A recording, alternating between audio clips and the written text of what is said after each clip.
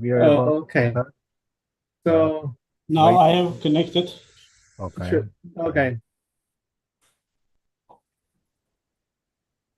Okay. Okay.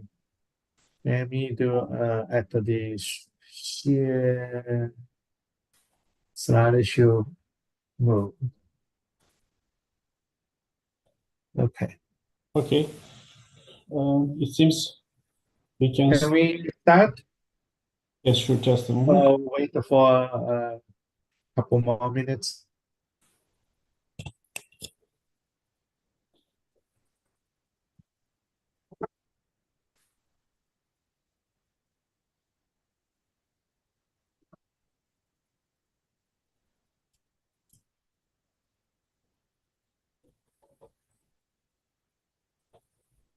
Now we can start. Hello, everybody. We have an esteemed, distinguished speaker today.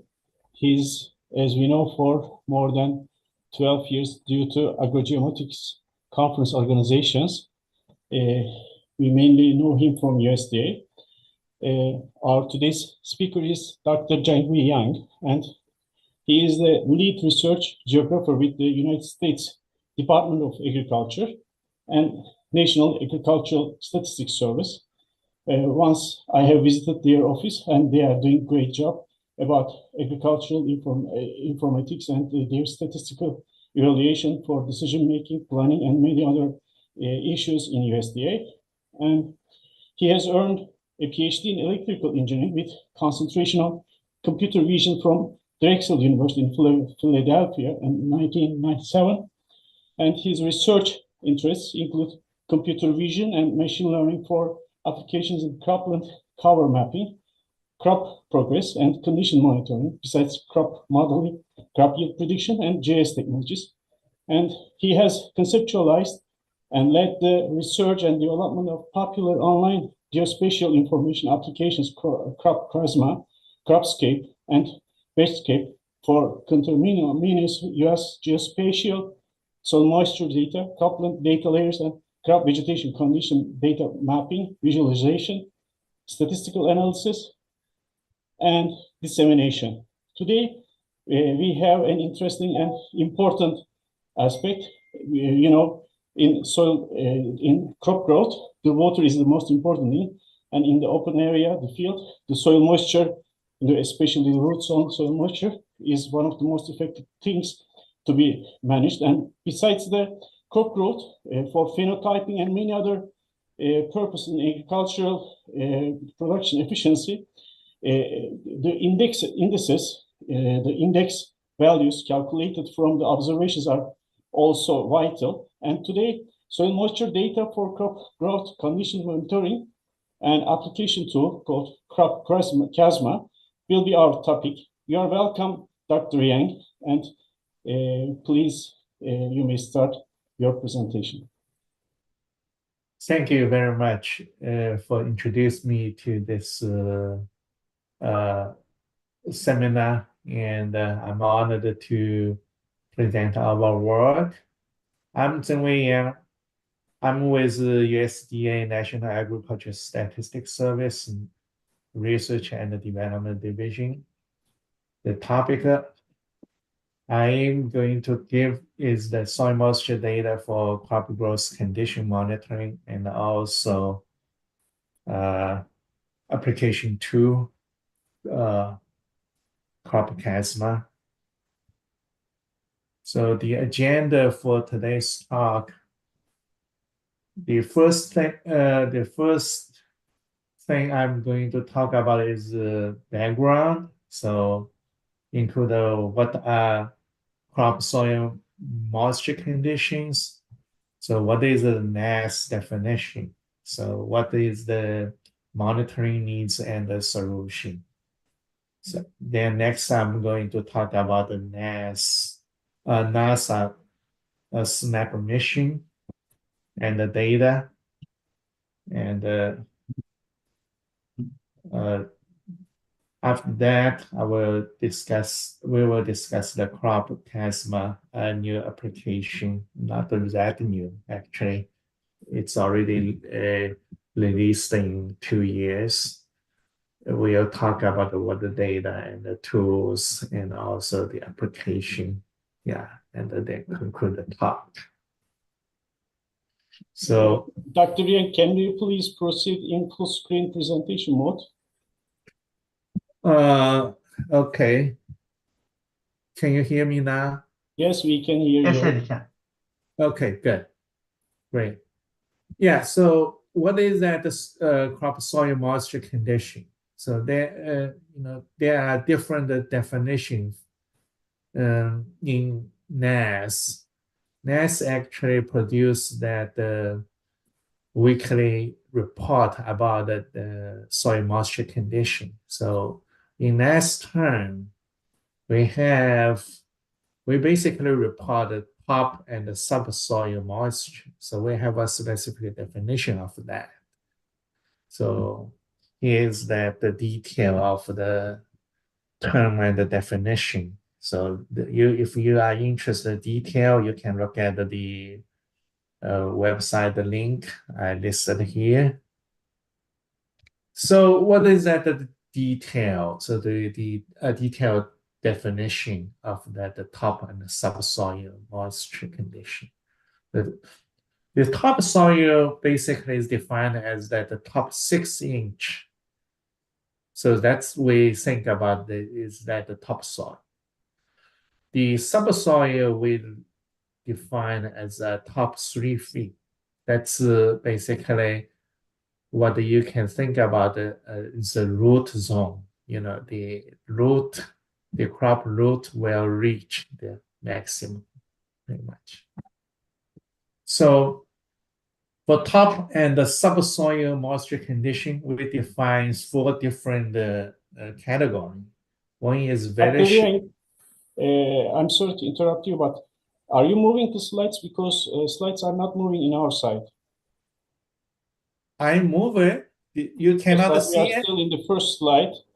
Oh my God.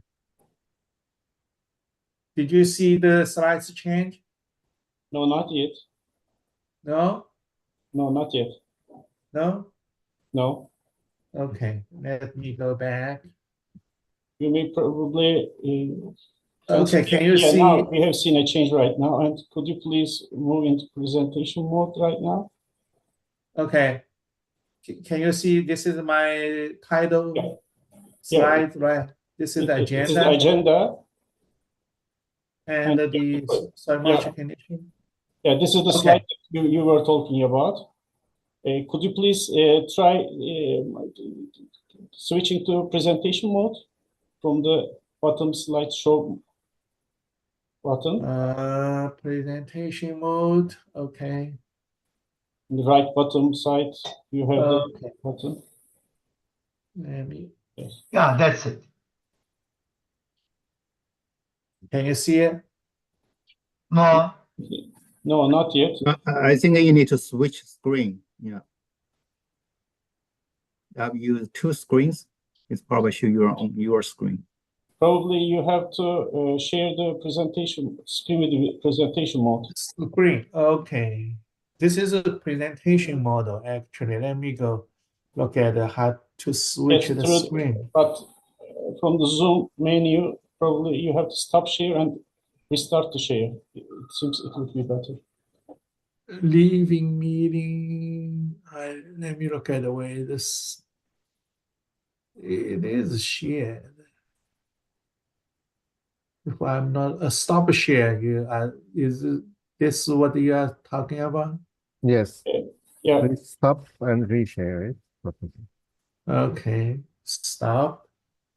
No. And then share.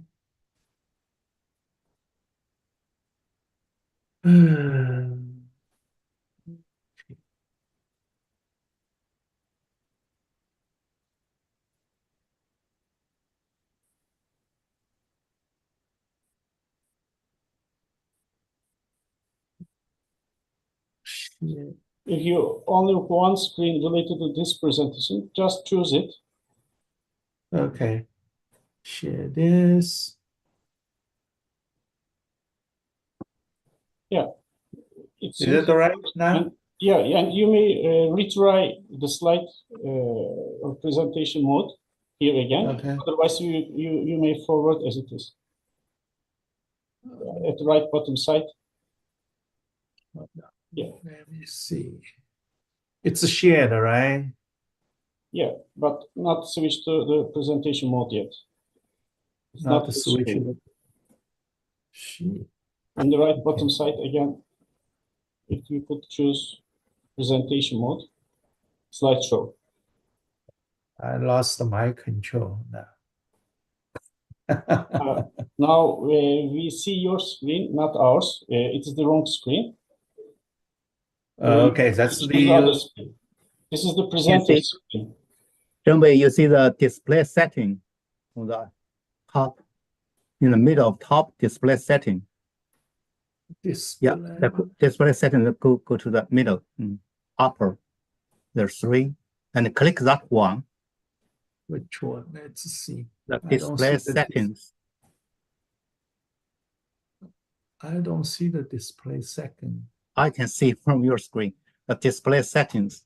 The up left one is show, like Show taskbar. on the second No, one. no, display. Yeah, that's okay, one. this is Okay, good. that's That one. one. And swamp. Okay. Yes, that Now works. it's Now it's okay. Now you see it. Okay, great. Huh?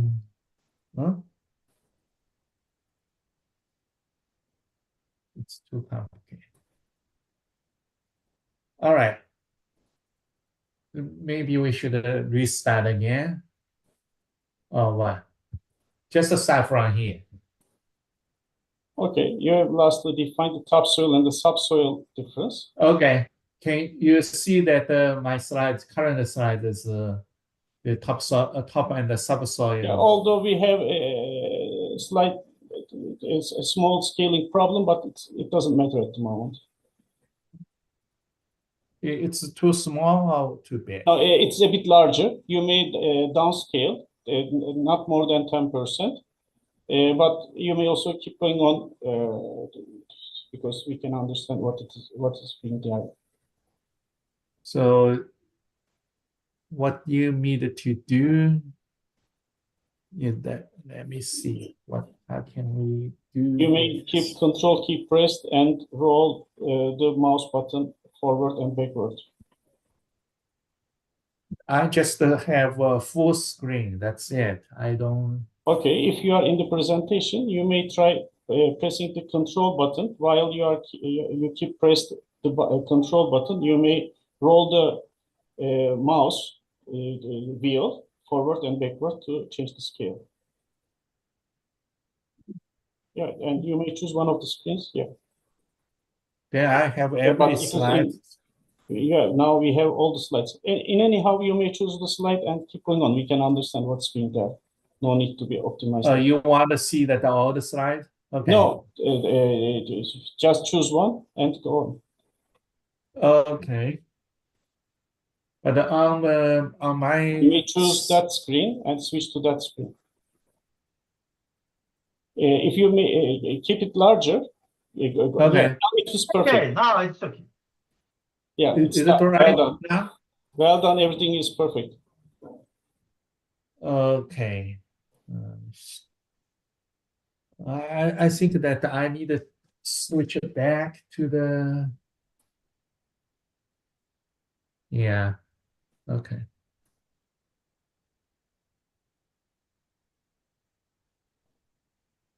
Okay, now we see the nest. Oh, yeah, okay. It's working. Yeah, nest top and subsoil moisture conditions, and Okay. we Yes. can keep going on. Okay. Basically, we have that definition of our own, basically. So we have a topsoil and the subsoil defined as 6 inch and 3 feet. So we have 4 categories: very short, adequate, and surplus. So short, very short is basically you cannot meet that the normal plant grows soil moisture needs, water supply. You don't have a sufficient water supply. So the shot is soil is dry, but the growth will impact basically. So that's the short situation. Adequate means that you have sufficient soil moisture so that the crop can grow normally, so without any problem. The surplus basically is that the water it's too muddy. The soil is very wet, and you can basically it's sort of like a saturate, that kind of situation. Okay. NAS report that the soil moisture condition every week. So we have a mandatory Congress mandate. We have to publish the report. So we have a weekly survey. This survey is based on, basically it's a volunteer based. So US has about 3,000 counties. So every county have to have a report. So they were people in every state that the extension office and some volunteer and the USDA NAS field office will report. So every Monday morning, So then based on that, we will have that compile the data, so publish a report. But the report is at a state level. So here's an example. You will see that the topsoil condition. You will see that on the top. Every state have like a very short, adequate, and a surplus 4 categories. So the number showing is that the percentage for every state. For example, the North Dakota, right? You'll see that very short year, 4% of farmland that's very short condition. Basically, it's a drought, and 16% is short, adequate, 70%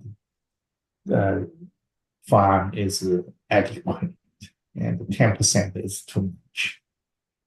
So that's and in the old day, some states they also manually drawing which region is very short, which is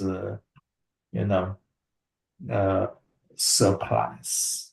This is the old day, and in the Iowa, the other day they have that report at a more detail. Basically, it's agriculture statistical district level, not the state level. So basically, it's around like 10 county combined together as a statistical district. So basically, it's whole Iowa state will divide into 9 districts. You will see different district. What is that the soil moisture condition? What is the percentage for every category? So basically, in NAS report, we have no soil moisture condition map, no quantitative assessment.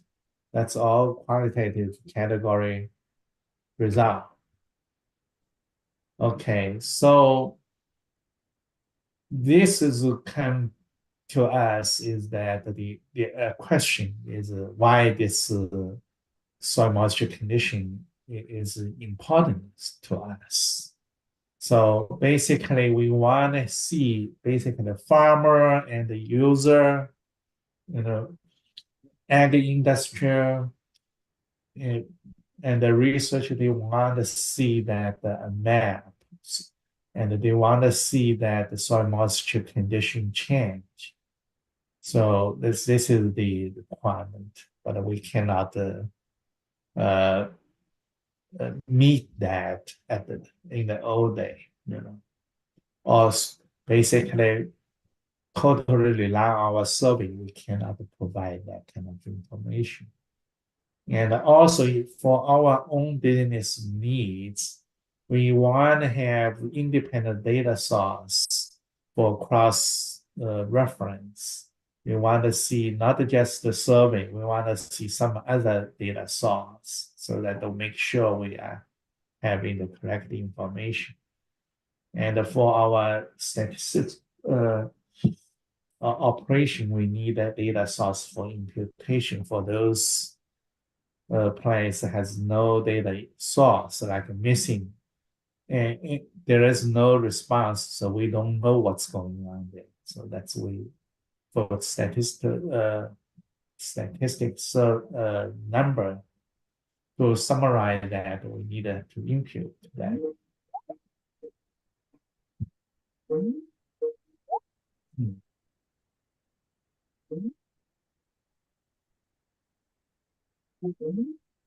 Yeah. And also we want to reduce the response burden. And so specifically for that statistical surveys, we always have lots of people to report to us. So all these people, that's a burden. Every week they are going to report. They are going to go to the field and look at, what's the situation. So that's a burden to those people, And also this data, the map of the soil moisture condition is very important for the crop modeling and yield estimation, So of course, this kind of information is very useful for us as a tool for outreach to let the people know that what's the overall soil moisture condition. So farm, they know that, so they can make their own decision, in their operation.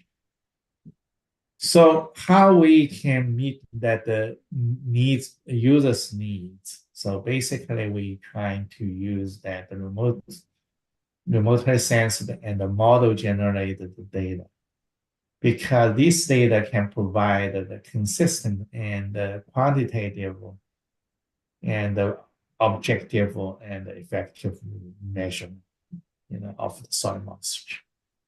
And it can provide a regular and frequent,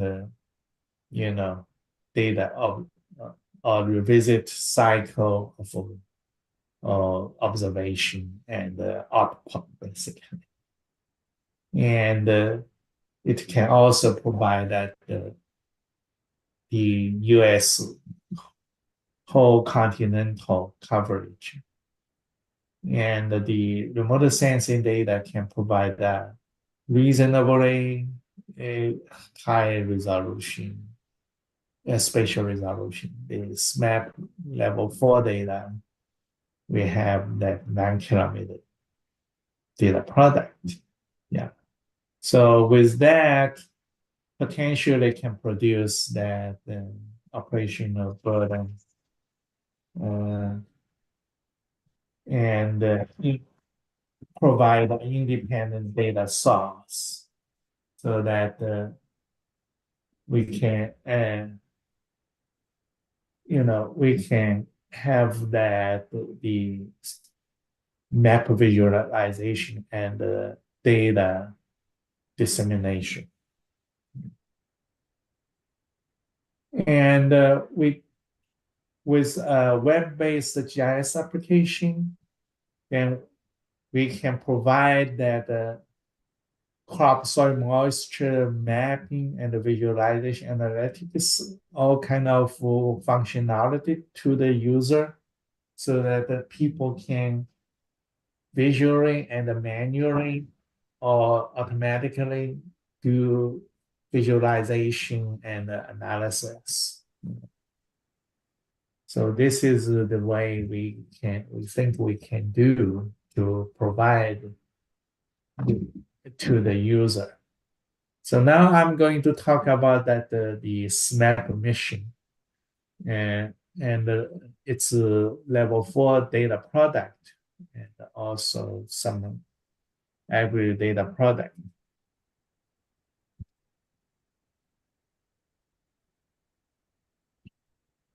Soil moisture active passive mission, basically it's a NASA mission. It is launched in 2015. It has that microwave mission, L-band radiometer, and also a radar, SAR L-band radar. That's 10 kilometer, and the L-band radiometer, that's a 40 kilometer. So it can provide like top 5 cm of soil moisture, and also have that 2 to 3 day, repeat cycle. At the equator is 3 day, boreal latitude is 2 day, basically. So there are several, version of several level of the soil moisture data product. So the level generally, that's a level 2 data, that's 36 kilometer data, that's retrieve the soil moisture data product. Level 4 is assimilated soil moisture data product. Basically, it's assimilated SMAP level 2 data with the weather data, basically precipitation and the land surface data information. So it provides that the topsoil, basically it's top 5 cm, and the root zone soil moisture. Basically, the root zone is the soil moisture is basically nominally defined as a top 1 meter. That's the root zone. The spatial resolution is 9 kilometer. Daily multi-output, basically every day they will produce 8 outputs. Every 3 hours, it generates an output.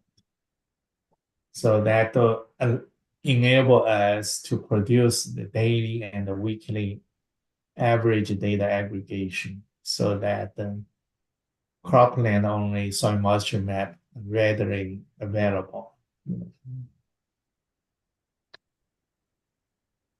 So here is that the level 4 data. You can look at the over continental US. The left is the surface and the right is the root zone. That's the August. That's on August 26th.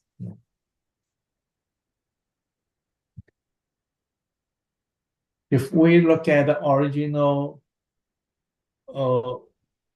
output, model output, you will see that it can catch that the soil moisture change, very nicely. You will see here is that the Iowa state, basically it's in September 21st, 2016. There is a heavy rainstorm on the top right part of the Iowa. You will see that started from 1:30 a.m.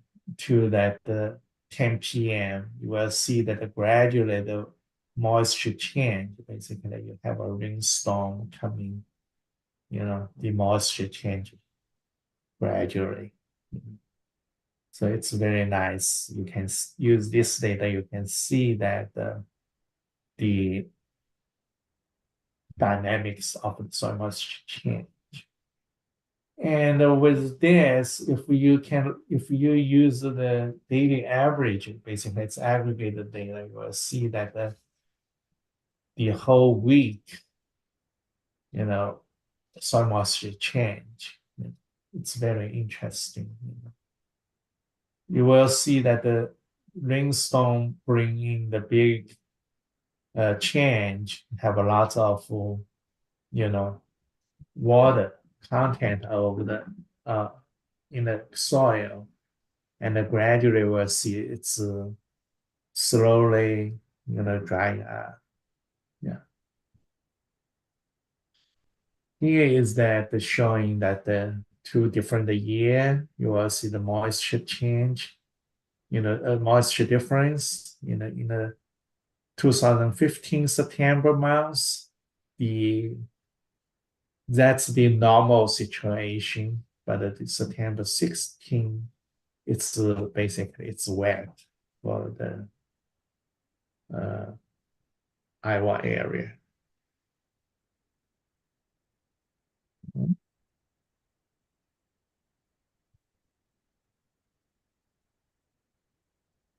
Okay, now I'm going to talk about another data product. It's 1 kilometer disaggregated data. Basically, we utilize that this map and fused with the other data. Basically, we fused with other optical sensor, vegetation information, and also that the soil texture information. So this basically we call that the thermal hydraulic disaggregation method. Basically, this method is developed by Dr. Penwei Liu of NASA GOD. Basically we have a lot of collaborate on this project to develop this 1 kilometer data. The purpose is trying to improve the spatial resolution of the retrieved soil moisture data, so that we can have data close to the field scale. And with that, very good, still with good, weak the time temporal resolution. So it's every 2 to 3 days, basically. Since that the snap is 2 to 3 day repeat cycle. So this algorithm basically combines that the thermal inertia and the soil hydraulic model. So the thermal inertia basically utilize the linear relationship between the soil moisture and the land surface temperature. And the soil hydraulic based model basically utilize the field capacity, soil as a proxy, so that with that information we'll see that how that the soil moisture can be allocated within that sector dimension, basically within a pixel, to allocate that, since the different portion of the land, they have different field capacity. The maximum, soil water content have a limit. So with this method, it can fill that the data gap due to that the cloud cover. Since that this thermal inertial method rely on the land surface temperature and the vegetation coverage. So that information is basically acquired from the optic sensor. So it's heavily impacted by that cloud cover. So once you have a cloud, then you don't have that the good results come out. So that's the problem. And another issue is that we can only derive that the topsoil, the surface soil moisture, we don't have that. This method does not produce that the root long data.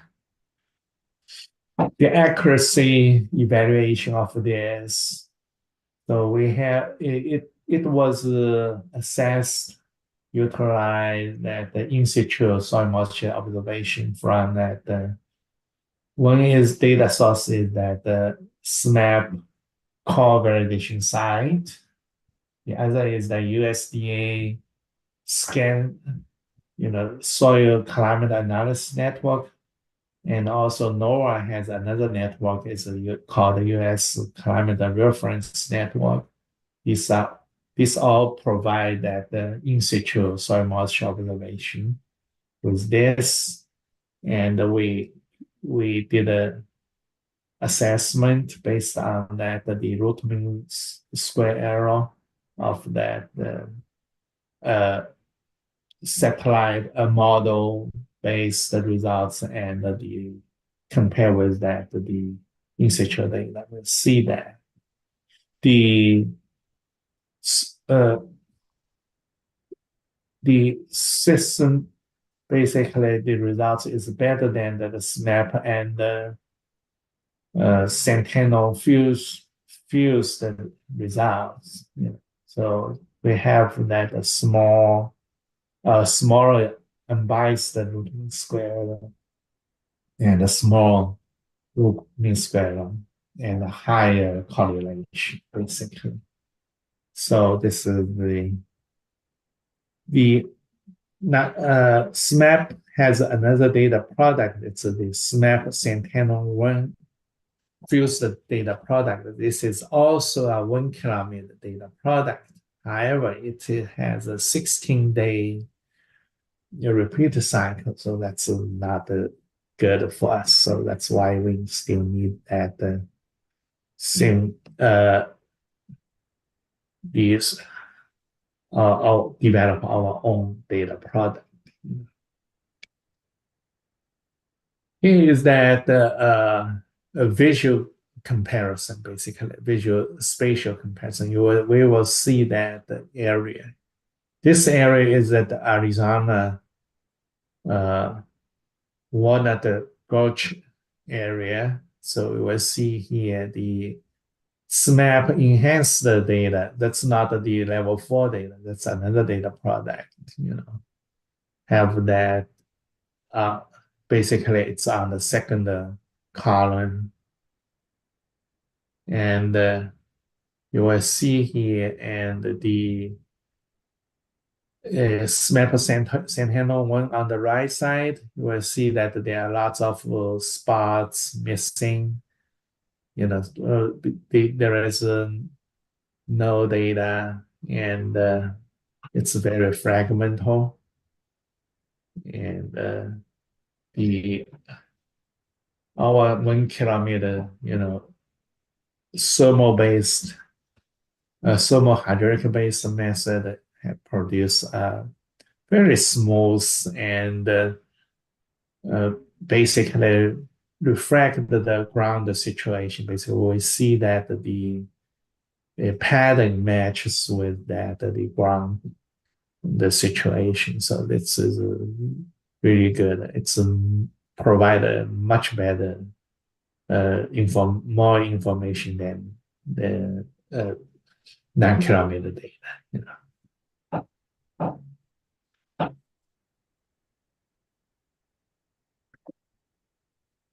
So the overall we will see here is that the soil moisture data, we can produce and illustrate over that online over our application. So this is the application. It's called a Crop-CASMA. It means that crop condition and the soil moisture analytics application. So next we'll look at that the derivative data product, so soil moisture derivative data product. This is the major one, is that the soil moisture and anomaly analysis data.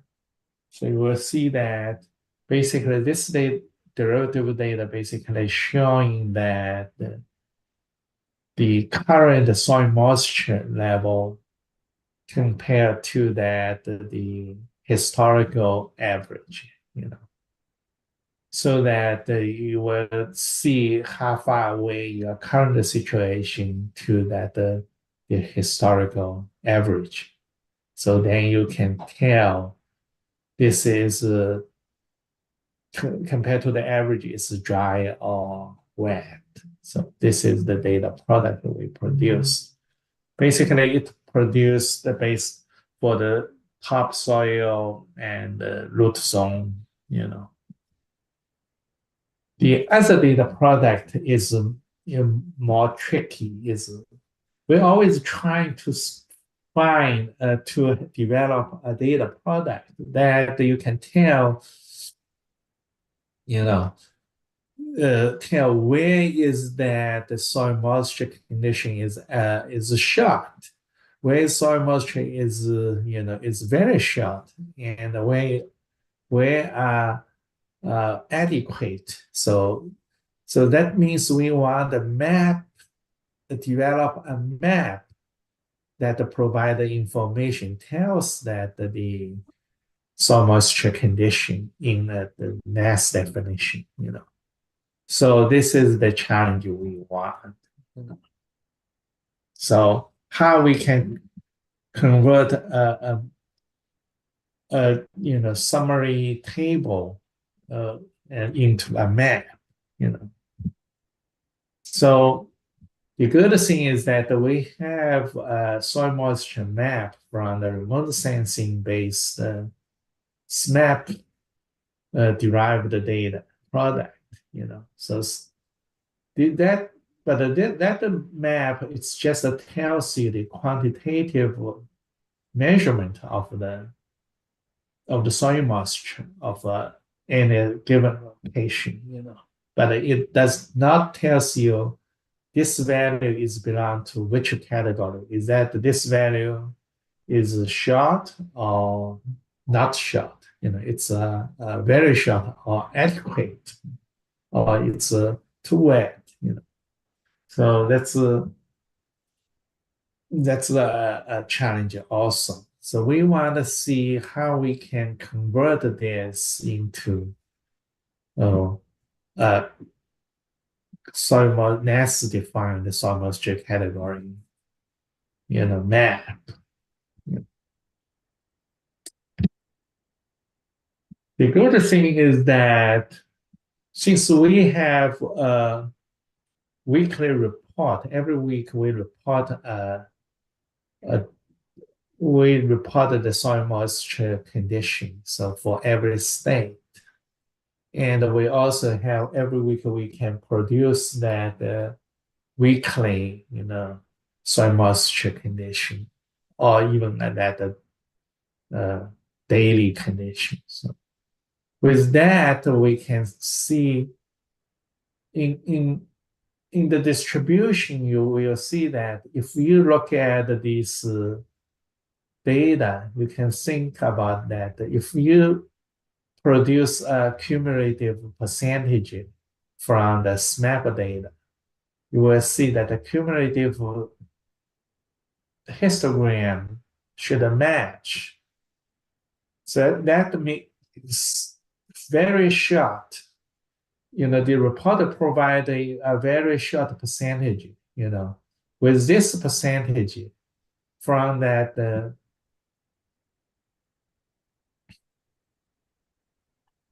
from this map, you can see how much the lowest pixel, you can tell, with that the cumulative histogram.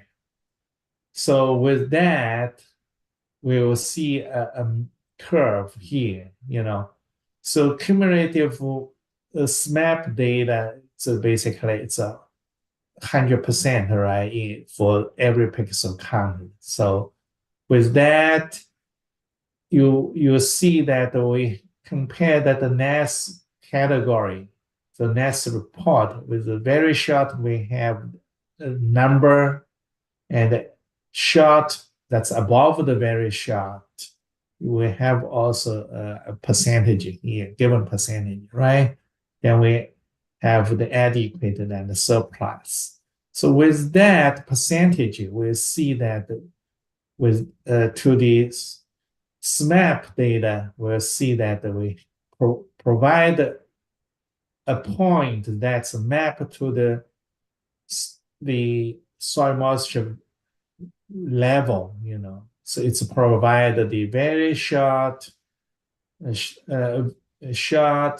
adequate. Basically, it gives you a cutoff threshold over that the soil moisture, SMAP soil moisture level. So this is basically the mapping relation. Based on this mapping relationship, so we can derive that the soil moisture level, so that we can produce a map.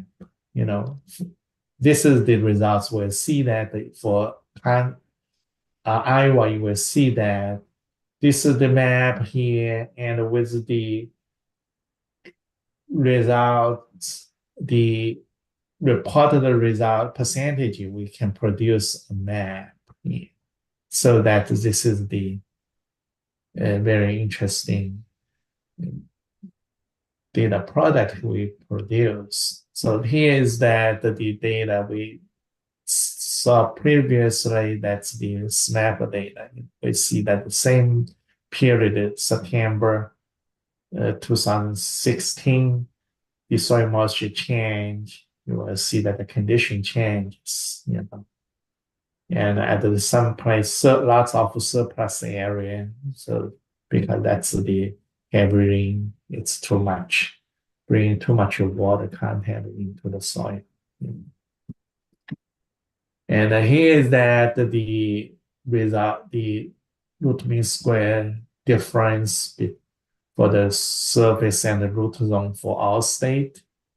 What is the difference between the reported number and the produced map? So what is the difference? Basically, we have, for most of the state, we have like a 10% difference. And the maximum is, most of the state are maximum 20%. Some state, individual, like the Nevada and this Carolina, not the, it's Carolina has Nevada is a pretty bad place. So things that area is that the lots of desert. So the assessment is kind of different because a lot of areas the irrigate. So we really, and with this resolution, we really cannot accurately measure that, Okay, so with this data product, we based on this, we develop application, basically trying to disseminate this data and provide the tools to the user to use this data online, so they can do that condition assessment, monitoring, and analysis.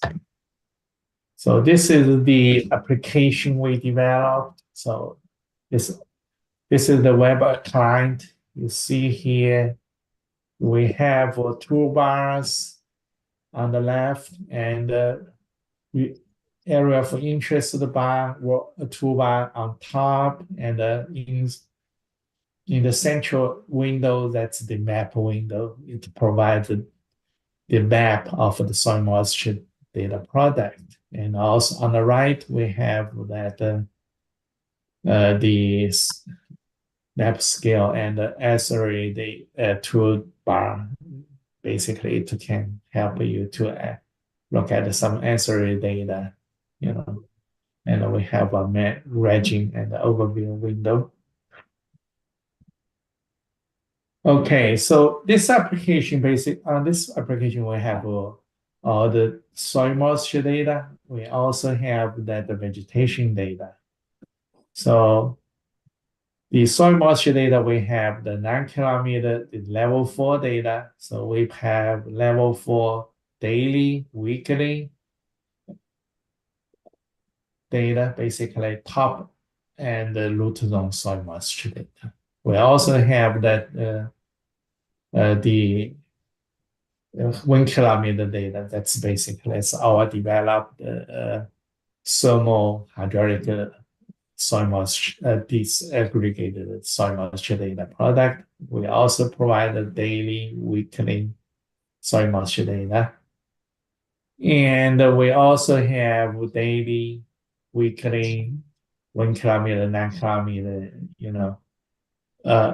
anomaly data. And also that the soil moisture condition category, soil condition category data. So that's for both 1 kilometer and the 9 kilometer. So beyond that, this application also hosts that the vegetation condition index derived from the MODIS mission. So I'm not going to discuss this data, but this data actually is developed from the Vegiscape. So the data is basically using the web service from the Vegiscape. So we have an NDVI, VCI, MCI, basically another NDVI anomaly. So what is the Crop-CASMA tools? Now we'll see that this tool have a bunch of the function. We have first we have a catalog so that you can select the data you are interested, what kind of data product you want to look at. And with that, the layer manager can manage that data layer, a specific data layer you want to see, you want to analyze. And also we have a function doing that is online zonal statistics. Basically, it's an averaging or summary, kind of data. And we have a function to create a PDF map so that you can map that's have the legend on it and have the title so that it's publishable, so you can provide, including paper or report, whatever, you can produce that post, with this map. And we also have a function to produce a profile for a period of time, so we can see that for a specific spot, how that the soil moisture change. And we can also do a ad hoc composite. So once you want to see a period, like from one day for last week to some time this week, so you can make a composite between this period, so do an average or maximum, that kind of stuff. So all the data can be downloaded with this application. So you can manually download, select the area of interest, and download the data you want, And also you can do an online comparison of the different data layer. So we have a map swipe for that. So we also have an animation function so that you can animate the data to look at the soil moisture change. So X-ray data, we provide the other data like the crop mass and the load, some other data product.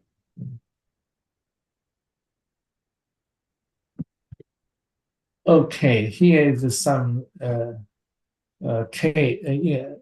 example, So basically that say you have a soil moisture data here, but you want to put you just only want to focus on the cropland. So we can apply a crop mask. And on the right side, you will see that the gray area that's non-crop, all the other colors showing that's cropland, On the cropland, what is that? The soil moisture condition, And with that, Crop-CASMA zonal statistical tool, so you can select the areas. Here is we select our state, and we can do statistics. We can look at the overall this area, this topsoil moisture level. What is that the overall average, for different soil moisture category, and also that you can see that the bar chart, basically a histogram, and it also you can show that the pie chart too. This one basically you can compare different time, the two data layer at a different time, so that you will see the change of this data,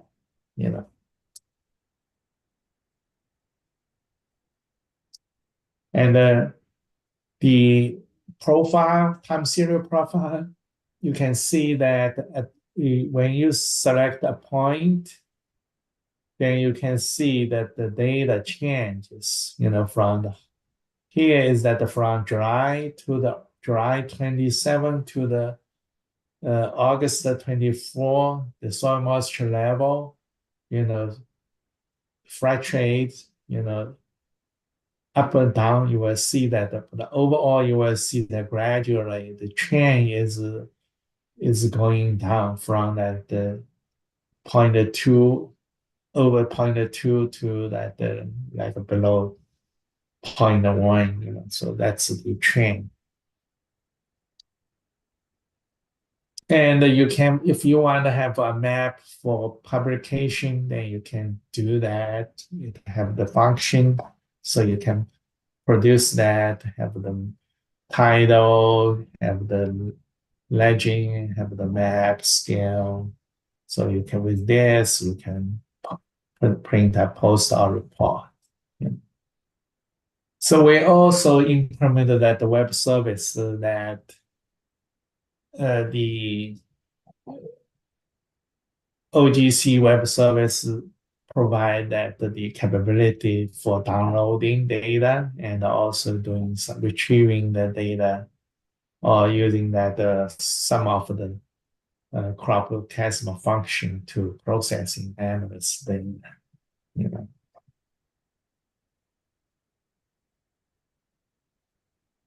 So next time we talk about the application case study. Yeah. One thing is that here is that we look at that how this this tool be useful. Here is that the rainstorm in Iowa, where I mentioned that. This is the area. We'll see a circle, the blue circle showing that Iowa, and the red part is the storm. Yeah, we'll see here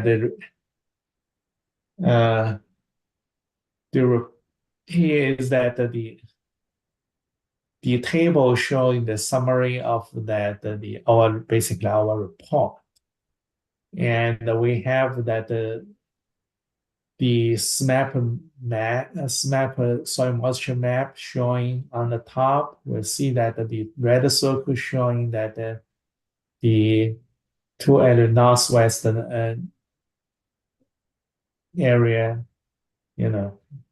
so northwest center, we'll see this area that the weekly results showing that, adequate and the short and the surplus. Actually, the weekly does not showing that lots of surplus there. But if you look at the daily report, not the daily report, I mean the daily map on September 25th, we see that it's much wet than that the weekly, So that means this actually, the daily map actually, matches the report well. So the reason is that our report is reported condition on that daily, on that day, on that Monday. So current situation. So not a weekly average. So that's why that the daily data is showing that a good agreement with our report. So that's and here this situation that the 2019 spring Midwest flooding. So you will see that the surface average data and the root zone average, in the Midwest area. So lots of water, you will see that the soil moisture level is extremely high. But this is the 2018. 2018, you will see our root zone, and you can see root zone, topsoil, our is here. You can see a significantly higher, So that's Missouri, Missouri is higher, a lot more area, so that's significant, Okay, next I'm going to show you some applications at NAS. NAS basically use this data, this application. We use this map, include this map into that our weekly report. So California use it, and Nevada use it, Louisiana use it, all these many states use it, so we use that. And also we can, so you will see here this county, some county don't have any data, that's a blank.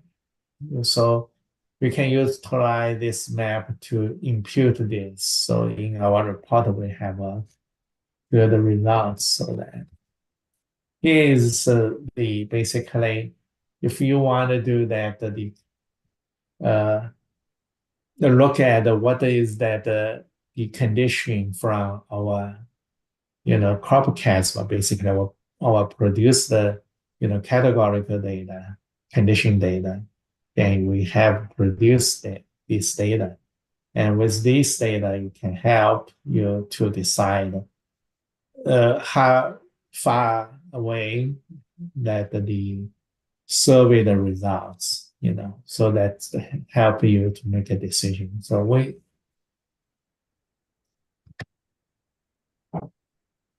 this is that the Louisiana flood and the SMAP results. You can see that 2016, Louisiana has a heavy rainfall, That's, you can look at that the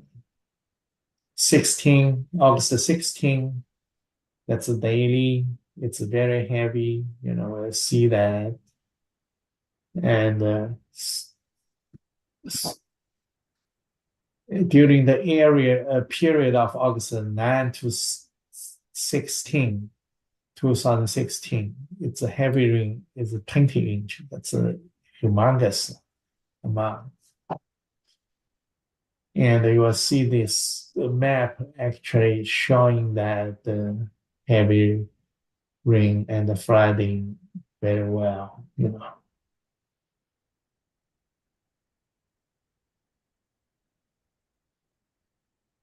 And the Harvey Stone, this is showing basically Harvey Stone, in Texas Bay, we'll see that from 2000, August 23, August 27, we'll see that gradually the water, the Harvey Stone basically showing that the extreme wetness around the bay. Yeah, overall that the data is very useful, and we have around right now annually around 6,000, 6,000 user visit this Crop-CASMA, and the data being used by many users from different countries, like over 20 countries, I think. Yeah. And the application actually is very useful, and but it's still some room to improve. We actually need that 1 kilometer root zone data product, and we don't have it. We want to do it, and we also need to provide that even higher resolution data product. So we are actually develop that. So we want for some area like rain-fed is easier, but some irrigation area, we want to see that the irrigation activity, and so that we have real field level assessment. Yeah. So that's all. Any question? Thank you for this presentation. It was valuable for us so that we can also see how you evaluate the soil moisture data as a standardized progress at USDA. Is there any question from the participants? Meanwhile, I have some questions. First of all, how do you calibrate Crop-CASMA model? Do you apply a verification process through the in situ measurements? And is it a regressional model? We don't have an irrigation model, but the in situ. I said regressional. Is there a regressional model for calibration, or you apply another? We do have a calibration. Yeah, the SMAP basically have a calibration team. So every year they calibrate that SMAP.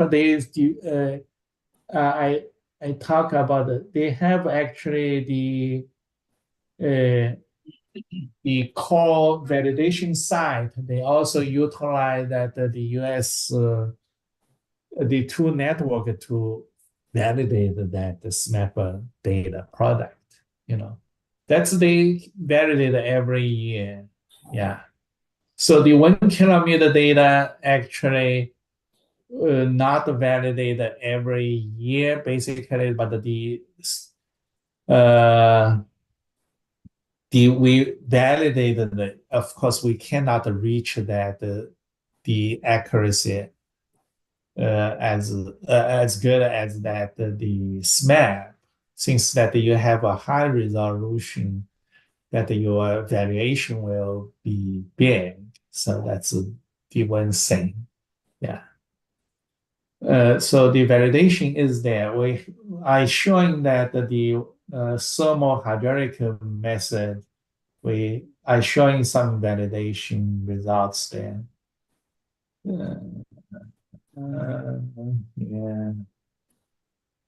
Yeah, this is basically its validation result. We utilize this 3 SMAP core validation side. That's a SMAP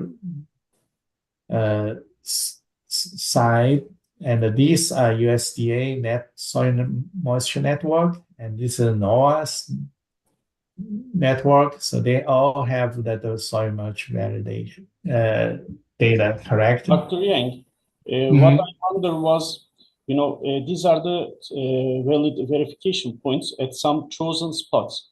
But what I wonder was the verification after converting this into the Crop-CASMA as a service. Has there been an overall accuracy after interpolation or other kind of pre-gain and so on after post-processing? Do you think post-processing changes that? Or? The Crop-CASMA not doing any kriging at all. Okay. We don't do the kriging, we don't do that interpretation or something. Yeah. Okay. Yeah. This is basically is the model is a simulation. Basically, they assimilate the 9-kilometer data is assimilated with that land surface model. So it assimilated into that the precipitation and the other land surface information into that SMAP. Basically, is that. So there is not any machine learning based super resolution or other kind of resolution. We couldn't say it's a super resolution, based like 1 kilometer data is sort of like a super resolution, but it utilized the other machine, like 1 kilometer here. So the thermohydraulic data, thermohydraulic, the thermal part we utilize the thermal initial. Initial basically is that the land surface temperature. Land surface temperature is from that the modus. Modus is like you have 1 kilometer resolution, right? So that's the resolutions are quite rough here. You're right. It's rather rough, very rough. So we only have one. So that's why we only have 1 kilometer. We don't say it's going to 100 meters, right? You only have the 1 kilometer resolution for that modus, and the modus information basically land surface temperature and the vegetation, and that the soil hydraulic information we have. With that the soil hydraulic data basically it's a soil texture, so it tells you that the soil field capacity, right? What is the maximum soil water content it can be, that kind of information, right? So this kind of information you integrated that kind of physical information into that. So the data, the soil moisture information from that SMAP pixel, you will see that the SMAP pixel is originally it's like 36 kilometers. That's a big pixel. So how you allocate that the soil moisture information into 1 kilometer, So this is basically it's based on that the field capacity and the land cover basically. It's a land surface temperature and the vegetation cover. Land surface temperature basically is also a proxy, right? Basically, you develop the soil, retrieving the soil moisture is the bright temperature, right? Yeah. So there is a relationship between the bright temperature and the soil moisture. In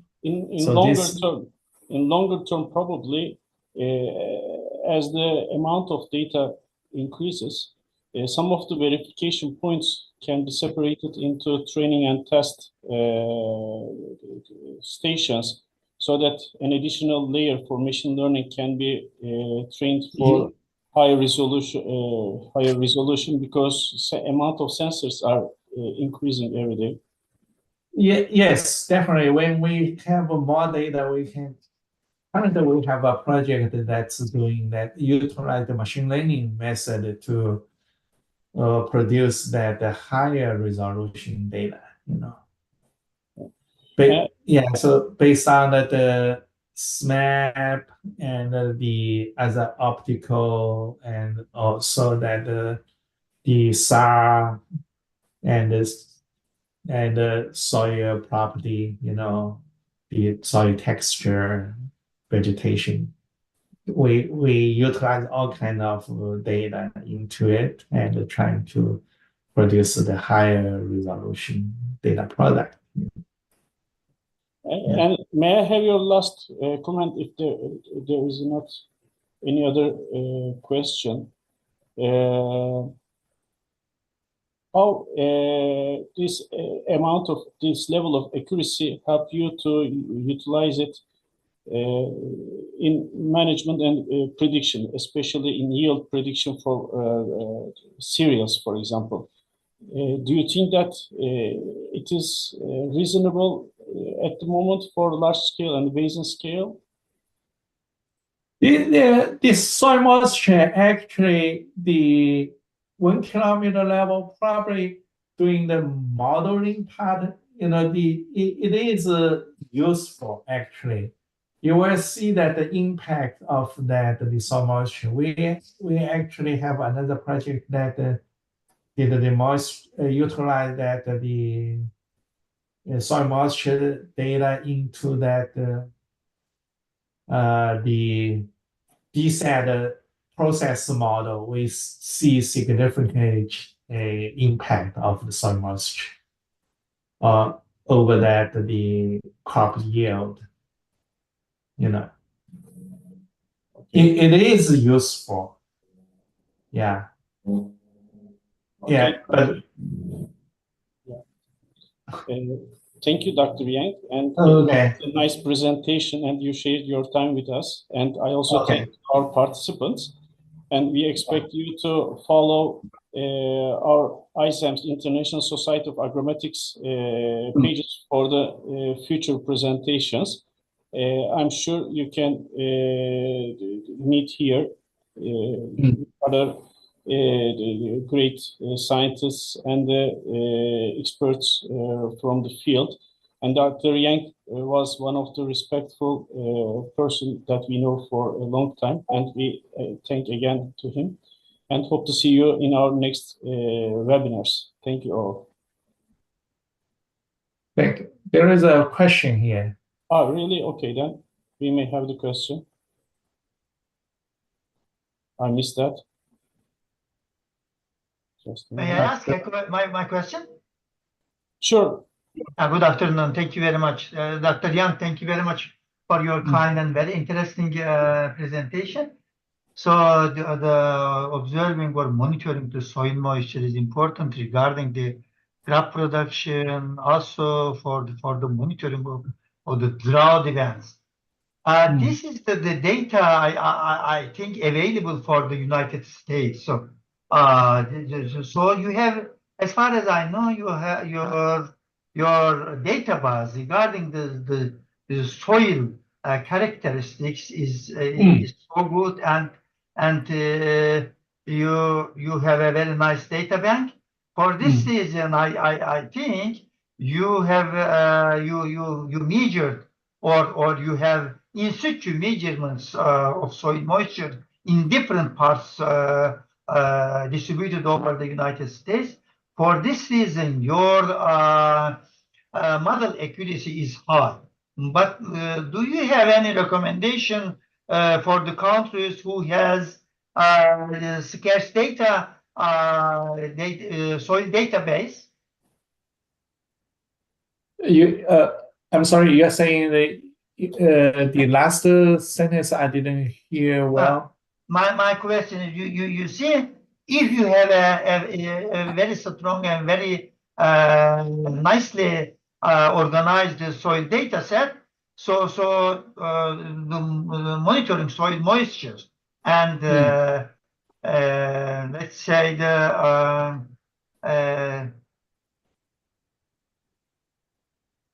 developing a model for the soil moisture monitoring over an area will be easy. But in some countries, there are a lack of information regarding all kinds of soil characteristics, physical and chemical characteristics of soils. For this reason, it is a bit difficult to monitor soil moisture by using your methodology. Do you have any recommendations for those countries to establish a monitoring system, the soil moisture system? Okay. Thank you. Thank you. Also, excuse me. Could you please add some recommendation how we can utilize this data in drought monitoring, especially agricultural drought monitoring? Thank you. Yeah. This actually we use that for drought monitoring a lot, you know. And the thing is that for some county, we don't have any data. So that's fine. Yeah. Since that the soil moisture condition we developed, the method is basically it's a utilize the reported data. So it's a published data. So that's the state level, not the individual county. So we look at that the overall distribution. So this is the the beauty of that mapping relation. We utilize that the overall distribution mapping relationship. So that's the one thing. So for individual county, we don't have the results. So we don't have the results. So as I say that we can utilize the soil moisture map from the remote sensing data. So you can provide a guidance, give you an estimation. You can go think about the last week, what do you have, or the last year, this period, what the situation is. And then you can look at the currently, you will see that overall you have an idea. So this is what kind of situation. So this is the things we want. One of the purpose we want is to provide a decision support, so that you can make a judgment based on all these data. Say, okay, currently is at what kind of situation is drought, is a normal, is fine, this kind of thing. Yeah, we do utilize this application. This application actually every week. The drought monitoring, US drought monitoring application. You know that, right? The program. They actually, every state that they are going to, report us some results. They actually every state, I cannot say every state, but many states utilize this Crop-CASMA data and to make a assessment and then provide, the recommendation data to the drought monitoring center so that they can, drought monitoring center, they utilize this kind of information to publish their US drought monitoring map. Yeah. Thank you, Dr. Yang. Thank you, Yeah. Okay. Professor Çetin. Mahmut Okay, Hocam. thank you. One more question, if you have time, please. Sure. Okay, Sure. thank you very much. You showed us a SMAP cumulative histogram. Can you show that histogram again? SMAP cumulative histogram, please. That one. Yeah, thank you. So here I couldn't understand how the percentage. How did you get the percentage values? Is the percentage value stands for the real percentage or what? I couldn't Maybe you explained, but I missed it. Thank you very much. Here, okay. Yes, please. Yes. Yeah, That one. these are the reported results. So you remember we have like every state generated that report, right? Every Yes. state have a county, so that we have about 3,000 county, and every county you have to report every county their condition, their soil moisture condition. So people, the extension people, so every state have this university, they have an extension, Yes. agriculture extension. So those people will report. So every week they will report, okay, so what's the situation here? So we used to have like over 5,000 people to report. Now like around 3,000, we gradually have less and less than people to report. Yeah. So What about the horizontal axis? Maximum value, you say there? Is it the soil moisture soil moisture amount, or what is that? yeah, they will report. So Horizontal axis. what percentage of the field that's at what level? Let me show you this. So here are 4 categories. They were saying, every country will tell you, so how many field that's in the very short condition. I see. And how many field, what percentage is in short, what percentage is inadequate, and what's the surplus. Total is 100%. I see. Okay, so that's based on the survey. So the results is like this, right? Topsoil is like this. For every category, they have a percentage. Subsoil, they have a percentage. So they go to the field, dig in and look at, they go there, grab hands off the dirt and Okay, thank you. I got it. Yeah, that's how they get the data. Based on their observation, these people are very experienced. They know that. I see. Okay. Yeah. Thank you, All right. Thank you, Professor Çetin. So, as one of the outcomes of this presentation, applying a protocol for fusion of remote sensing and the in situ data besides the observation for long term has a great value addition. So not only having a snapshot like research for relatively shorter terms, but longer year evaluation increases the value and applicability in agricultural planning. So if there is not any other question at the moment, we thank you again, all the participants, and hope to see you in the next presentation or webinar. Thank you. Okay.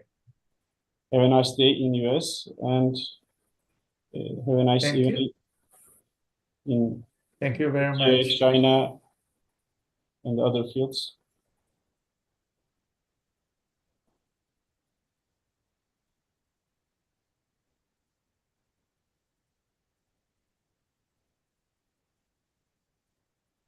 Mahmut Hocam, size de teşekkür ediyoruz. Berk Hocam çok teşekkürler. Çok güzel oldu. Ben de son anda aldım haberi.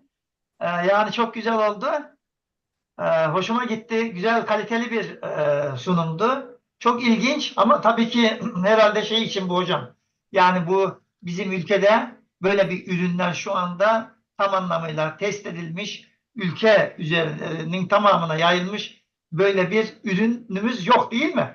İşte Tarbil istasyonlarının amaçlarından bir tanesi Amerika'daki gibi referans ölçüm yapmaktı tarım arazilerinde.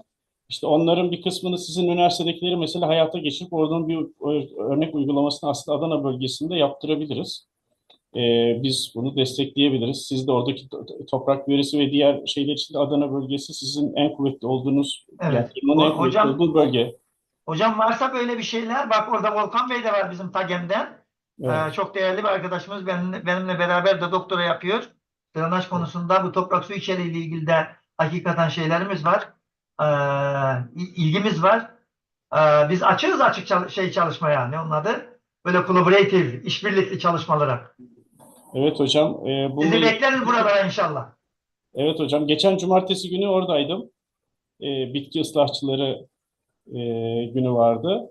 Evet. Orada bizim yapay zeka ile ilgili bir sunumumuz vardı. Bu gözlem sistemlerinin toprak nemi ve işte buna benzer bir çalışmanın Türkiye'de sürekli bir protokol haline getirilmesiyle ilgili olarak herhalde fizibilitesi ilk en olumlu olacak taraf sizin bölgeniz olacaktır. Çünkü hem insan kaynağı en iyi orada hem de tarım ekonomisinde kuvvetli olduğu bir yer. Evet. Hocam bizim Volkan Bey'in de içinde olduğu, ekranda görüyorsunuz. Evet. TAGEM'den arkadaşımız. Onun içinde olduğu Samsun Üniversitesi'nden bir hocamız var. Eski DSE'de çalıştı Deyip 10 söyleyeyim yıl. mi? Yok, Hakan Aksu Hoca. Aran Evet. Üniversitesi'nden bir hocamız var. Bu 1001 çaba kapsamında bir kuraklıkla ilgili bir şey aldık. Tabii bu anlatılan konu değil ama buna benzer toprak su içeriği sensörlerini araziye yerleştirmek suretiyle meteorolojik kuraklıktan tarımsal kuraklığa geçiş sürelerinin belirlenmesiyle ilgili özgün bir kuraklık çalışmamız olacak. Bundan sonraki çalışmaları da sizlerle birlikte de yapmak isteriz yani. Tabii hocam oradaki o çalışma kapsamında işte Çukurova bölgesindeki istasyonları açabiliriz isterseniz. Siz TAGEM Tarım Bakanlığı'na söylerse açılır. Biz yani onun için bir talebimiz yok zaten. Aslında Tarım Bakanlığı'na biz söyledik ama Tarım Bakanlığı içerisinde çok farklı birimler olduğu için Evet. kullanıcısını bulmakta zorluk çekiyor herhalde. E, Vallahi vallahi Volkan Bey sen dinliyorsun değil mi? Mikrofonun varsa Berk hocamıza bir iki bir şey söyleyebilirsin. Cep telefonundan katılıyor olabilir. Belki evet. Berk hocam. Biz onlar için gerekli sunucu yapılandırması konusunu destek veririz. Orada da zaten sensörler var, çoğu da duruyor. Hocam aktif mi bu Tarbil'in şeyleri? Biz Biz en onlardan son 2 sene önce, 1,5 sene önce arada bazılarını test ettik, aktifti. Bizim tarafta biz sunan sistemi, hesaplayan sistemi aktif tutuyoruz. Dolayısıyla sizden gelecek olan modelleri de otomatik hesaplayıp size biraz önceki Crop-CASMA gibi verebilecek altyapımız var aslında. Sadece oradaki sensörlerin aktif hale getirilmesi lazım. Onun için de o da bir şey değil. Yani akü bakımlarını falan yapılıp onu Tarım Bakanlığı mı yapıyor? TAGEM mi yapıyor? Ya da TAGEM değil, TAGEM olsa Volkan Bey bilir ama Tarım Reformu yapıyor hocam. Kim yapıyor onu? tarım reformu onu TÜBİTAK'a devretmiş. TÜBİTAK siz bir bakın demiş. TÜBİTAK da birisine ihale etmiş. O da anahtarları yoktu bakamadım demiş. Uzaktan fotoğraflarını çektim demiş falan. Yani böyle ilginç bir süreç var orada ama genel olarak yani biz sizin taraftaki şeylerin bağlantısını sağlayabiliriz. Oradaki bakımları konusunda da Adana Çiftçiler Birliği ile de konuşmuştuk daha önce Mutlu Beylerle. Evet. Onlar da bunu ortaklaşa kullanım için buna talepkar olduklarını söylemişlerdi. Mutlu Beylerle bir konuşursanız aslında onlar bu sürdürülebilmesi, akü bakımı vesaire gibi hani herhangi bir şey de olsa siz de kursanız onun bir bakımı olacak nihayetinde. Evet. Şimdi biz Oradaki altyapıyı aslında kullanabilirsiniz. hocam kendi projemizin kendi altyapısını araştırma olduğu için başkasına bağlı kalarak değil ama bizim bulgularla acaba bu bulgular ne kadar örtüşüyor diye yorum ve kıyaslama yapmak gerçekten çok güzel olur diye düşünüyorum. Bunu Evet. nasıl yapabiliriz o zaman? Şimdi öyle bir imkan var ama tabii bizim şimdi bunlar aktif olsa biz verilerini görebilsek ne kadar en azından bizim verilerle uyuşuyor. Çünkü biz o bir tanesini şey tarafında biliyorsunuz Çotlu tarafına kurmuştunuz. Evet. Çotlu yolu üzerindeydi. Benim araştırma alanında hala orası. O sizin geldiğiniz Zaten zamanda. sizlerle konuşulup konulmuştu ya onlar zaten. Evet, evet. Özellikle Aşağı Seyhan Ovası'ndakileri hocam biliyorsunuz epey katkımız olmuştu orada. Evet. Yine böyle bir şey yapacak olursanız beklerim, görüşelim. Biz size değerli elimizden gelen katkıları sunalım ki biz de onlardan yararlanalım hocam. Yani sonuçta anladığım kadarıyla Tarım Bakanlığı da ilgili birimlerdeki çalışanlar çok sık değiştiği için son yıllarda orada bir bilgi süreksizliği var. Biz onların ayağa kaldırılması için merkez tarafı olarak onların envanterdeki ilişkisini sağlayabilecek durumdayız. Orada sadece ufak bir üzerine bir sim kart takılıp aküsünün falan şey gibi basit işlere bakıyor oraları. Hocam işte sistematik olarak yani kurumsal olması gerekiyor ki aktif olsun. Yoksa bir istasyonun olması yetmiyor Yok, yani. bir istasyonun değil, orada 30 civarında istasyon var. Biliyorum. Çok Sizin istasyon orada. var.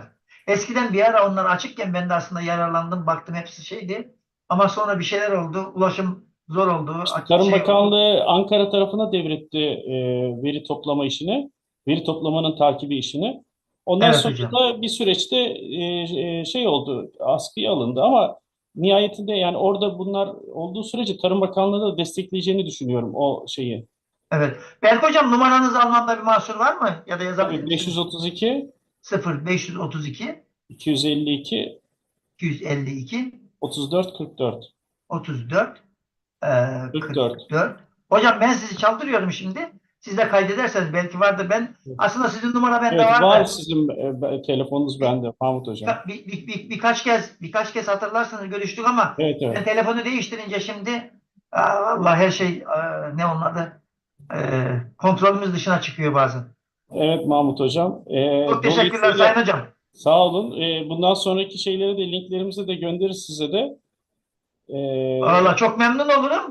Bana bu link şeyden geldi. Hemen size bildireyim. O arkadaşa teşekkür ediyorum. Ömer Vanlı. Ömer Vanlı'dan geldi, harika. Evet ondan geldi. Ben de arkadaşlarla hemen Volkan Bey'le diğer arkadaşlarla paylaştım. Bizim gruptan arkadaşlar da sizleri izlediler. Hatta Volkan Bey hala orada ama sanırım bir şeyi var. Yoksa o da çok ilgili bir arkadaş. Mühendis Evet. arkadaş. TAGEM'de çalışıyor. O da bir şeyler söylemek ister ama herhalde bir problem var. Çok teşekkürler Sayın Hocam. Hocam sağ olun. İlerleyen aşamalarda sizlerin de sunumlarını bekleriz. İnşallah. Gerekirse bir TÜBİTAK'tan böyle bir TÜBİTAK sonuçlarımızı böyle bir ortamdan paylaşmak isteriz. Bir Evet. elde daha henüz başlayamadık. Projemiz geçti de şey oldu. Ne onun adı? Daha henüz aktive edemedik. Evet. E, Güzel olur hocam. sözleşmesini imzalayıp şey yapamadık hocam. Evet. Araziye bir alet ekipman kuramadık. Evet. İşte orada ilerleyince orada da yayım aşamasında güzel olur sizin sunumunuz. İnşallah hocam sizlerle birlikte çalışmak isteriz. Sizlere duyurmak isteriz sonuçlarımızı. Paylaşmak isteriz. Tabii hocam, her Çok yerde. teşekkürler Sayın Hocam. Sağ olun. Teşekkürler tekrar. Kendinize iyi bakın. Adana'ya geldiğinizde beklerim lütfen. İnşallah hocam. Sağ olun. Çok Selam.